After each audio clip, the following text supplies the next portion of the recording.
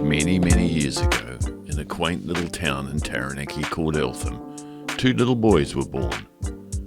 It was the year of 1955.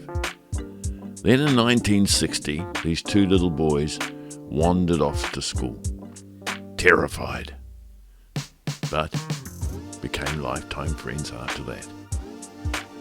Let's move ahead 60 odd years, and well, actually it's a bit more, 63 more years, and there's two young men on holiday together. Yep, that's Dave and I. We're going to explore the tunnels back in Taranaki. Dave and I packed up from Auckland and cruised down to Taranaki. We dropped in at Urui Beach because Dave's brother Raymond and his family own a batch there. You know, it's black sand, it's rugged, it's the west coast.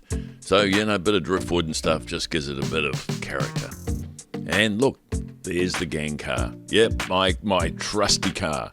We decided to take that one because it was reliable rather than Dave's flash Volkswagen. Dave and I really enjoyed the open spaces of the Taranaki rolling countryside where we had originated, especially Mount Egmont, which has an uncanny ability to tell us we had returned home. Dave spent his life working all over the world in the oil drilling industry. We were fascinated when we stumbled upon the McKee processing site, whose feedstock comes from over 30 local drill heads, one of which Dave had actually drilled.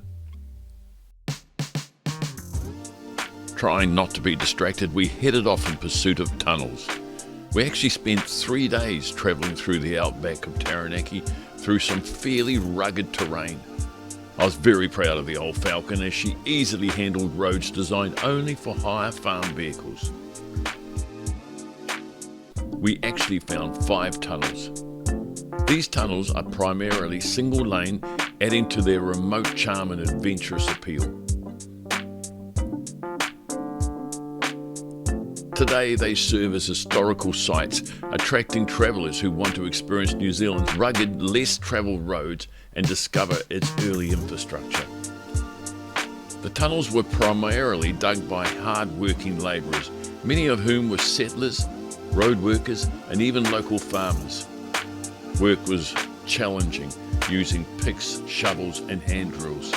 This process was painstakingly slow as they chipped away at solid rock and compact earth. After World War I, workers used small amounts of dynamite or other explosives to break through the particularly tough sections of rock. This method required skill and caution as the risks of cave-ins and accidents was immense.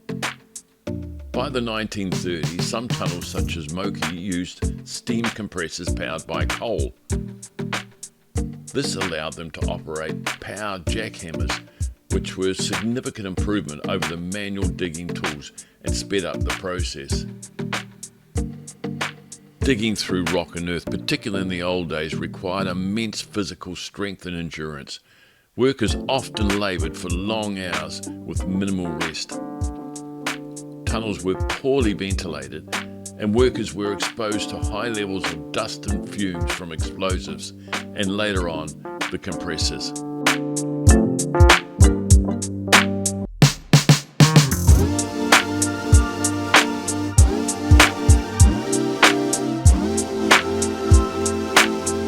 Seeing this sign, we diverted in pursuit of Mount Dampier Falls. When we got close, Dave leapt out of the Falcon, ready to tramp whatever was necessary to get to the falls. But wow, what a wondrous sight this waterfall beats most I've ever seen.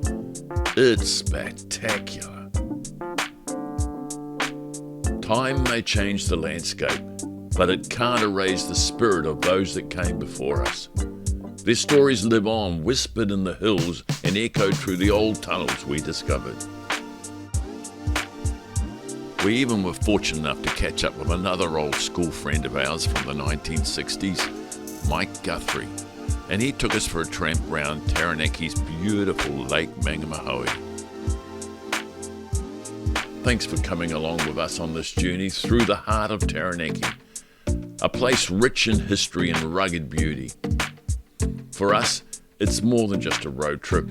It's a return to our roots, to the land and legacy that shaped who we are.